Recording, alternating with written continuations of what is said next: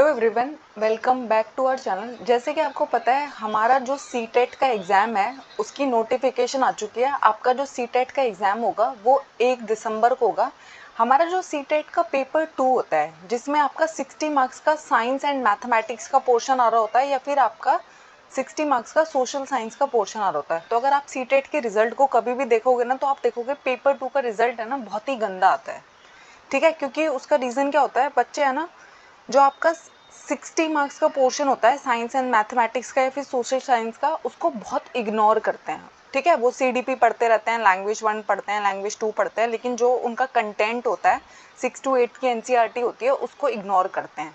ठीक है, तो आज से हम देख रहे हैं सीटेट पेपर 2। अगर आप साइंस एंड मैथमेटिक्स के लिए दे रहे हैं तो उसमें हमारा जो टॉपिक है फूड।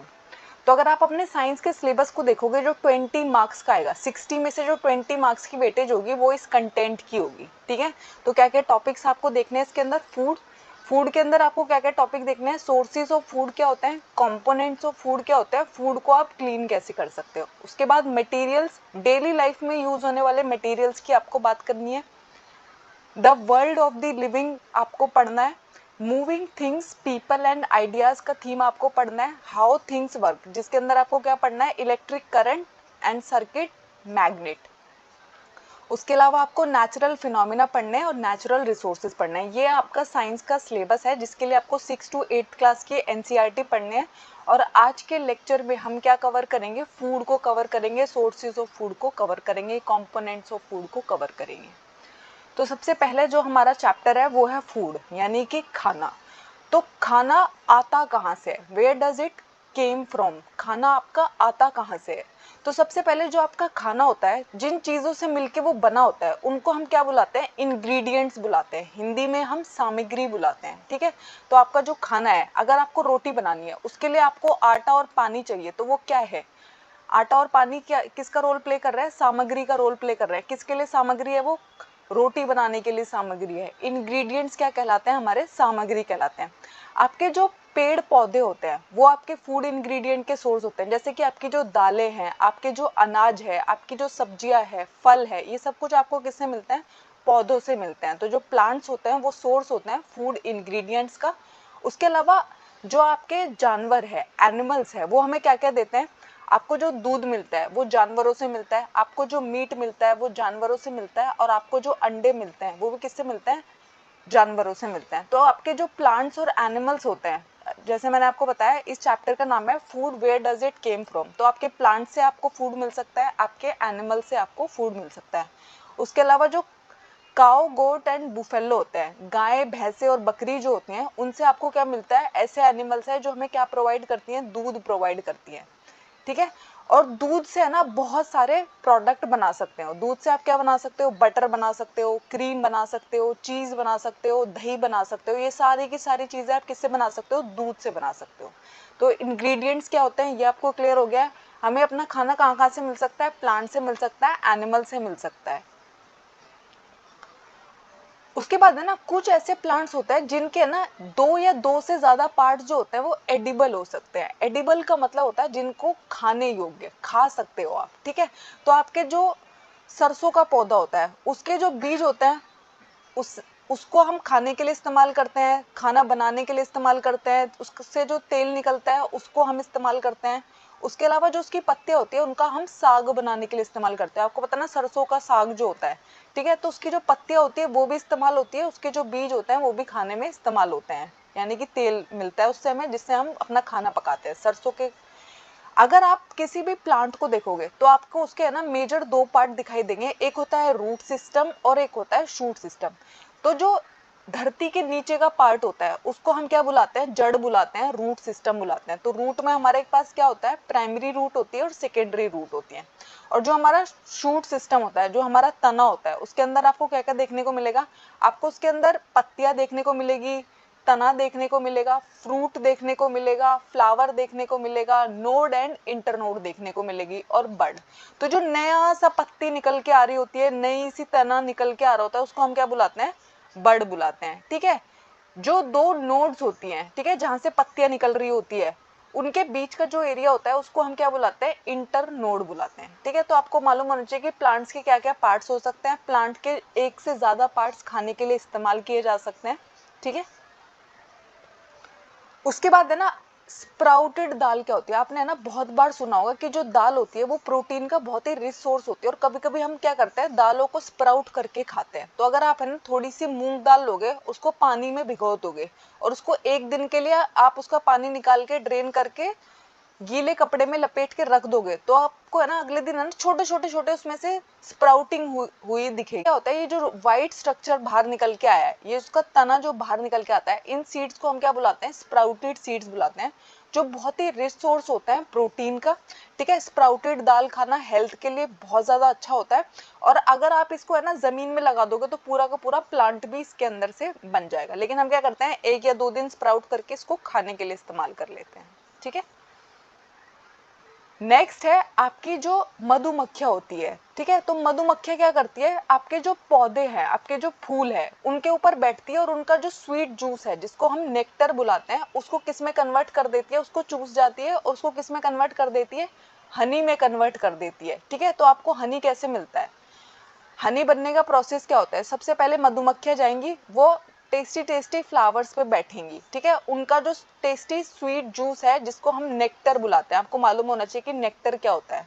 फ्लावर्स का जो स्वीट जूस होता है उसको हम क्या बुलाते हैं, नेक्टर बुलाते हैं। उसको वो चूस लेती है और उससे वो क्या बनाती है, बाद में जाके उसको कन्वर्ट कर देती है हनी में। उसके बाद हर्बीवोर क्या होते हैं, कार्निवोर क्या होते हैं और ओमनीवोर क्या होते हैं। तो ऐसे एनिमल जो सिर्फ प्लांट और प्लांट प्रोडक्ट्स खाते हैं, यानी कि या तो वो पौधा खाएंगे या फिर पौधे से मिलने वाली चीजें खाएंगे, उनको हम क्या बोलते हैं, हार्बीवोर बोलते हैं। आपकी जो गाय होती है वो क्या होती है, हार्बीवोर का एग्जाम्पल होती है। उसके बाद होता है कार्निवोर, जो दूसरे एनिमल्स को खाते हैं, दूसरे एनिमल पर फीड करते हैं, दूसरे जानवर का शिकार करके उसे खा जाते हैं, उनको हम क्या बोलते हैं, कार्निवोर बोलते हैं, जैसे कि शेर।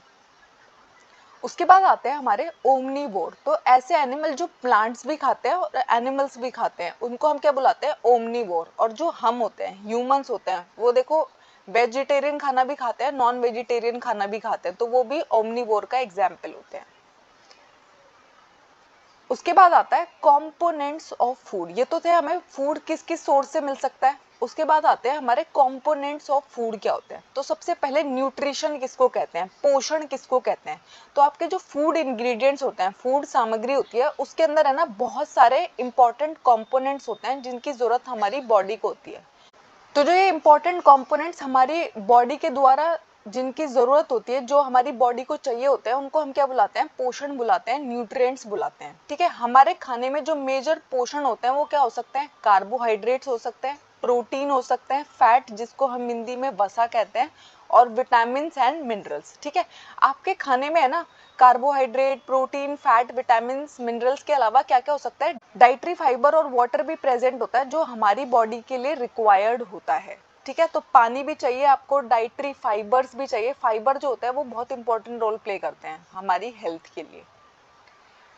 ठीक है, अगर आपके खाने में कार्बोहाइड्रेट प्रेजेंट है, ठीक है, तो आप कैसे टेस्ट करोगे, तो उसके लिए हम जो टेस्ट करते हैं वो क्या करते हैं, अगर आपको जानना है कि आपके खाने में, जिस खाने को आप खा रहे हो उसके अंदर कार्बोहाइड्रेट प्रेजेंट है कि नहीं है, किस फॉर्म में प्रेजेंट हो सकता है, स्टार्च की फॉर्म में प्रेजेंट हो सकता है, शुगर की फॉर्म में, चीनी की फॉर्म में प्रेजेंट हो सकता है, स्टार्च की फॉर्म में प्रेजेंट हो सकता है। तो हम क्या करेंगे, अपने खाने को लेंगे, उसमें है ना हम आयोडीन की कुछ बूंदे डालेंगे। अगर आपको ब्लू ब्लैक कलर दिखाई दे रहा है, इसका मतलब है आपके खाने के अंदर क्या प्रेजेंट था, कार्बोहाइड्रेट प्रेजेंट था। ठीक है, ब्लू ब्लैक कलर जो होता है वो किसकी प्रेजेंस को इंडिकेट करता है, स्टार्च की प्रेजेंस को इंडिकेट करता है। स्टार्च क्या है, एक टाइप का कार्बोहाइड्रेट है। ठीक है, यहाँ पे आपको एक पॉइंट याद रखना है, बहुत इंपॉर्टेंट है, tincture of iodine, 2-3% solution of iodine in alcohol क्या कहलाता है, टिंचर ऑफ आयोडीन कहलाता है। ठीक है, और हमारा जो कार्बोहाइड्रेट का टेस्ट होता है उसके लिए हम क्या यूज करते हैं, स्टार्च के अंदर आयोडीन मिलाते हैं, और अगर ब्लू ब्लैक कलर आ रहा है तो हम समझ जाते हैं कि हमारे खाने के अंदर कार्बोहाइड्रेट प्रेजेंट है।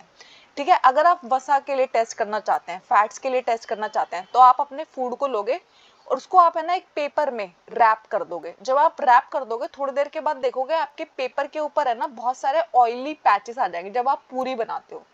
ठीक है। तो आप क्या करोगे, पूरी को है ना आप टिश्यू पेपर में रैप करके रख दो। थोड़ी देर में है ना आपकी जो टिश्यू पेपर है उसके ऊपर है ना बहुत सारे ऑयली पैच आपको दिखाई देंगे, तो इससे आपको पता चल जाता है कि आपकी जो पूरी है उसके अंदर बहुत सारा फैट प्रेजेंट है। ठीक है, तो ये हमारा फैट का टेस्ट होता है। नेक्स्ट है प्रोटीन के लिए आप क्या करोगे। तो प्रोटीन का टेस्ट करने के लिए हमें दो चीजें चाहिए। एक है कॉपर सल्फेट का सॉल्यूशन, जिसको हम कैसे बनाएंगे पहले हमें ये मालूम होना चाहिए। तो आप है ना कॉपर सल्फेट लोगे और उसको है ना 2 ग्राम कॉपर सल्फेट को आप 100 ml ऑफ वाटर में मिक्स कर लोगे। यानी कि आपने 100 ml पानी लिया, उसके अंदर 2 ग्राम कॉपर सल्फेट मिलाया, तो आपके पास क्या मिल गया, कॉपर सल्फेट का सॉल्यूशन मिल गया। उसके बाद दूसरी चीज हमें चाहिए कास्टिक सोडा। तो कास्टिक सोडा बनाने के लिए हम क्या करेंगे, 100 ml पानी लेंगे फिर से और कास्टिक सोडा डालेंगे 10 ग्राम। तो आप जब इनको मिक्स कर दोगे तो अब आपको टेस्ट करना है कि आपके खाने में प्रोटीन है कि नहीं है। तो आप क्या करोगे, एक आपने फूड आइटम लिया जिसके अंदर आप प्रोटीन टेस्ट करना चाहते हो, आपने उसको पीस लिया और एक टेस्ट ट्यूब में डाल दिया। उसके अंदर आपने ना 2 बूंदे जो आपने कॉपर सल्फेट का सॉल्यूशन बनाया था उसकी डाली, और कास्टिक सोडा जो बनाया था उसकी 10 बूंदे डाली। 2 बूंदे डालनी है CuSO4 की और 10 ड्रॉप डालनी है कास्टिक सोडा की। अगर इसका है ना वॉयलेट कलर आया तो आप समझ जाओगे कि आपके खाने में क्या प्रेजेंट है, प्रोटीन प्रेजेंट है। इसलिए मैंने इसका कलर भी क्या रखा है, यहाँ पे वॉयलेट रखा है। और अगर ब्लू ब्लैक कलर आता है आयोडीन डालने पे तो हम समझ जाते हैं कि किसकी प्रेजेंस दिखा रहा है, स्टार्च की प्रेजेंस दिखा रहा है, कार्बोहाइड्रेट की प्रेजेंस दिखा रहा है। ऑयली पैच होता है तो हम समझ जाते हैं कि हमारे खाने में वसा मिली हुई है। ठीक है, उसके बाद है ना कार्बोहाइड्रेट एंड फैट जो है वो एनर्जी गिविंग फूड है। तो सीटेट ने एक बार एग्जाम में क्या पूछा था, उसने बोला एनर्जी गिविंग फूड बताइए, और उसने क्या किया, कार्बोहाइड्रेट लिख दिया, फैट्स लिख दिया। तो आपको मालूम होना चाहिए कि जो कार्बोहाइड्रेट होते हैं और फैट्स होते हैं दोनों के दोनों ये ना एनर्जी देते हैं। अगर आपको है ना मैंने पूरे दिन कुछ भी आपकी डाइट में ना कार्बोहाइड्रेट नहीं दिया, फैट नहीं दिया, तो आपकी है ना लो एनर्जी रहेगी। उसके अलावा जो चावल होता है उसके अंदर आपको कार्बोहाइड्रेट मिलता है। ठीक है, प्रोटीन जो होता है उसकी जरूरत क्यों होती है, तो अगर आपको अपने शरीर की ग्रोथ करनी है, रिपेयर करनी है, आपकी कोई भी सेल्स है, टिश्यूज है, मसल्स है, उनके अंदर अगर है ना सेल्स टूट रहे हैं, उनको रिपेयर आपको करना है, तो आपको क्या खाना होगा, बहुत ज्यादा प्रोटीन खाना होगा। जो प्रोटीन है वो आपकी ग्रोथ के लिए रिस्पॉन्सिबल होता है, और कार्बोहाइड्रेट और फैट आपको एनर्जी देते हैं, काम करने के लिए एनर्जी देते हैं। तो आपके जो प्रोटीन है वो बॉडी बिल्डिंग फूड है, और कार्बोहाइड्रेट फैट जो है एनर्जी गिविंग फूड है। ये दोनों क्वेश्चन सीटेट ने पूछे हुए हैं। ठीक है, उसके अलावा आपके खाने में ना विटामिन एंड मिनरल्स भी प्रेजेंट होते हैं। तो विटामिन क्या करते हैं, हमें बहुत सारी बीमारियों से बचाते हैं, हमारी आईज को, हमारे बोन्स को, हमारे टीथ को, हमारे गम्स को हेल्दी रखते हैं। कौन, विटामिन। ठीक है, आपको है ना बहुत सारे विटामिन चाहिए होते हैं अपनी बॉडी की फंक्शनिंग के लिए। तो आपको पता है vitamin A B C D E K ये हमारे विटामिन के नाम हैं। इनमें से वाटर सोल्यूबल विटामिन होते हैं B and C, fat soluble vitamin होते हैं A D E K। ठीक है, तो आपको मालूम होना चाहिए, कभी कभी आपसे एग्जाम में पूछा जाता है। मैंने विटामिन का एक लेक्चर अपलोड कर रखा है, उसको आप देख सकते हैं। उसके बाद आते हैं रफेज। तो मैंने आपको बताया आपके खाने में ना रफेज भी होना चाहिए। तो डाइटरी फाइबर और पानी भी आपके खाने में इस्तेमाल होते हैं। तो डाइटरी फाइबर जो है उसी को हम क्या बुलाते हैं, रफेज बुलाते हैं। ठीक है, तो हमारे जो प्लांट्स प्रोडक्ट होते हैं, जो हमारे फूड में हम प्लांट से मिलने वाले प्रोडक्ट है, उनके अंदर क्या प्रेजेंट होता है, रफेज प्रेजेंट होता है। आपके जो होल ग्रेन्स है, ठीक है, साबुत जो ग्रेन्स होते हैं, आपकी जो दालें हैं, आपका जो आलू है, फ्रेश फ्रूट एंड वेजिटेबल्स है, ये सब किसके सोर्स है, रफेज के सोर्स है। ठीक है, रफेज जो है वो हमारी बॉडी को कोई न्यूट्रिएंट नहीं प्रोवाइड करता, लेकिन ये है ना हमारे फूड का बहुत इंपॉर्टेंट कंपोनेंट है, क्योंकि ये बल्क प्रोवाइड करता है। ठीक है, यानी कि मेरी बॉडी से अगर है ना मैंने खाना खाया और वो मेरी बॉडी से अनडाइजेस्टेड फूड बाहर नहीं निकल रहा है, इसका मतलब है मेरे खाने में ना रफेज की बहुत कमी है, फाइबर की बहुत कमी है। तो इसलिए ना डॉक्टर्स क्या बोलते हैं, जब आपको मोशन ठीक से नहीं आ रहे होते तो डॉक्टर आपको बोलते हैं कि आपको बहुत सारा रफेज खाना चाहिए, बहुत सारा सैलेड खाना चाहिए। ठीक है, तो रफेज क्या करता है, आपके अनडाइजेस्टेड फूड को आपकी बॉडी से बाहर निकालने में आपकी हेल्प करता है। ठीक है, तो रफेज का बहुत इंपॉर्टेंट रोल है। उसके बाद पानी का क्या रोल है, तो आपको पता है हमारे खाने में जितने भी न्यूट्रिएंट्स हैं वो वाटर एब्जॉर्ब करता है उनको। ठीक है, और हमारी बॉडी का जितना भी वेस्ट है वो बाहर जाता है। जैसे हमारा जो पसीना है, हमारा जो यूरिन है, वो बॉडी से बाहर निकलता है, जिसके अंदर बहुत सारे वेस्ट प्रोडक्ट होते हैं। उसके अलावा आपको पता है हमारी बॉडी में 70% जो कंपोनेंट है वो किससे बनी हुई है, पानी से बनी है। हमारी बॉडी की जितनी भी रिएक्शंस हो रही होती है, इंपॉर्टेंट रिएक्शन टेक प्लेस कर रही होती है, वो भी पानी में टेक प्लेस कर रही होती है। अगर आपकी बॉडी में पानी नहीं होगा तो आपको पता है आपको चक्कर आने लग जाते हैं।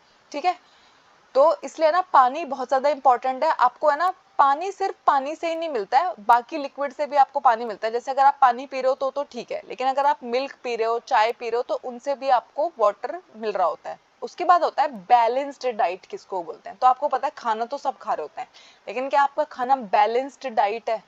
बैलेंस डाइट के अंदर आता है क्या? ठीक है, तो हम जो डेली डाइट में खाते हैं ग्रोथ एंड मेंटेनेंस के लिए जो जरूरत है, उसमें है ना सारे के सारे इंपॉर्टेंट न्यूट्रिएंट्स होने बहुत जरूरी है, वो भी राइट क्वांटिटी में। ठीक है, अगर आप है ना रोज दाल चावल खाते हो, दाल चावल खाते हो, दाल चावल खाते हो, तो आप देखोगे आपके अंदर है ना फिर भी बहुत सारी कमजोरी आ जाएगी। तो आप डॉक्टर को कहोगे मैं तो बहुत हेल्दी खाना खाता हूँ, मैं तो दाल चावल खाता हूँ, लेकिन उसमें आपको बोला जाएगा कि आपने दाल और चावल तो खाया, लेकिन आपने बाकी के जो बहुत सारे इंपॉर्टेंट न्यूट्रिएंट्स आपकी बॉडी को नहीं मिल पा रहे। सिर्फ वो न्यूट्रिएंट्स आपकी बॉडी को मिल पा रहे हैं जो दाल और चावल में प्रेजेंट था। दाल में प्रोटीन था, वो आपको मिल गया, चावल में कार्बोहाइड्रेट था, वो आपको मिल गया, लेकिन आपको विटामिन भी तो चाहिए थे, मिनरल्स भी तो चाहिए थे, रफेज भी तो चाहिए था।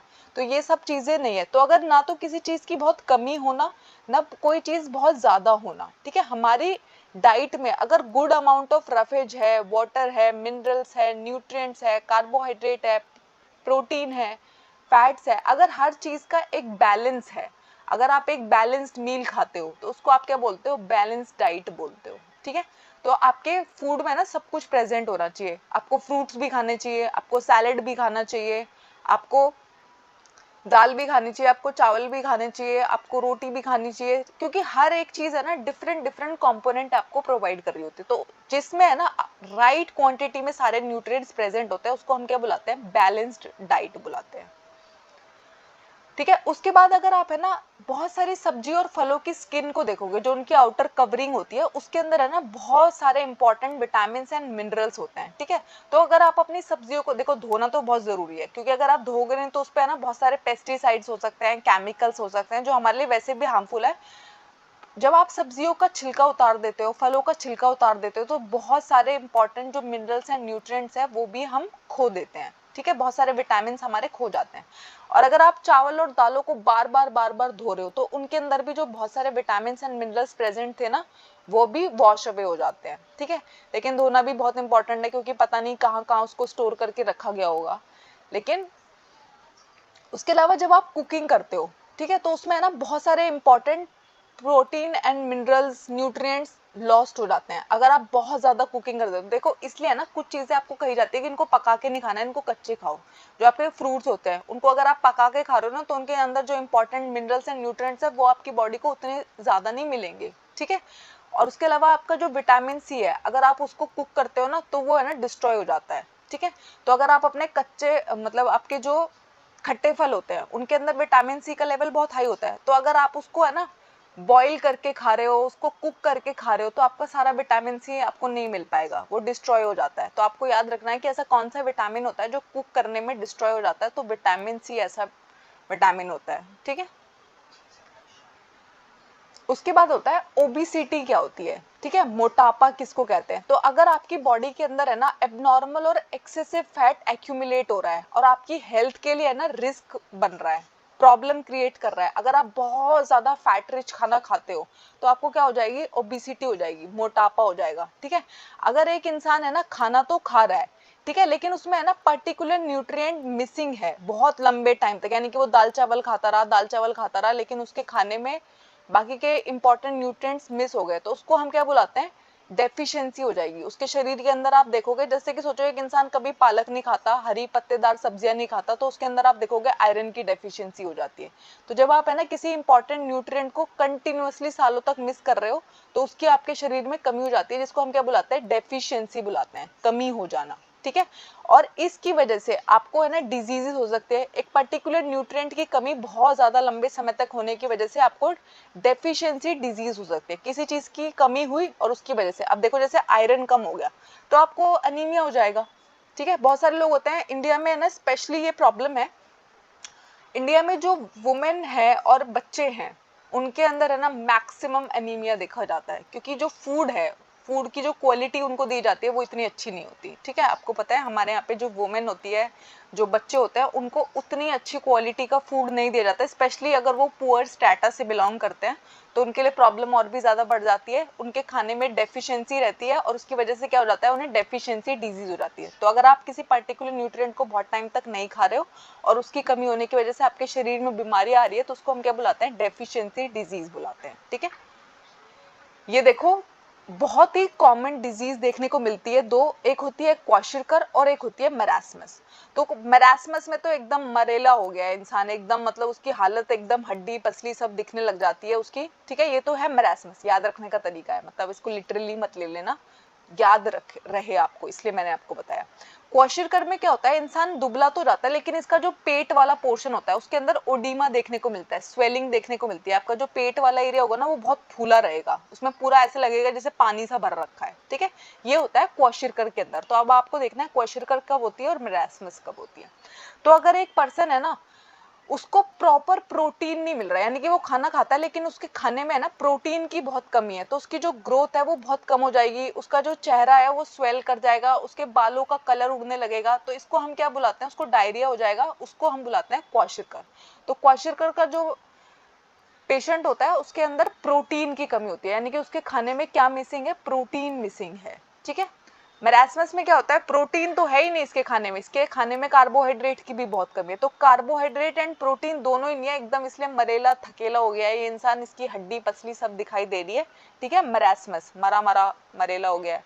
ये याद रखने का तरीका होता है। ठीक है, क्योंकि हम बहुत कंफ्यूज हो जाते हैं कि मरासमस में किस चीज की कमी होती है, क्वाशिरकर में। तो देखो मरासमस में बहुत ही ज्यादा हालत खराब हो रही है क्योंकि उसमें ना प्रोटीन है ना कार्बोहाइड्रेट है। क्वाशिरकर में है ना हालत इसमें भी खराब हो रही है, ठीक है, लेकिन इसके अंदर क्या है, प्रोटीन की कमी हो रही है, कार्बोहाइड्रेट मिल रहा है। ठीक है,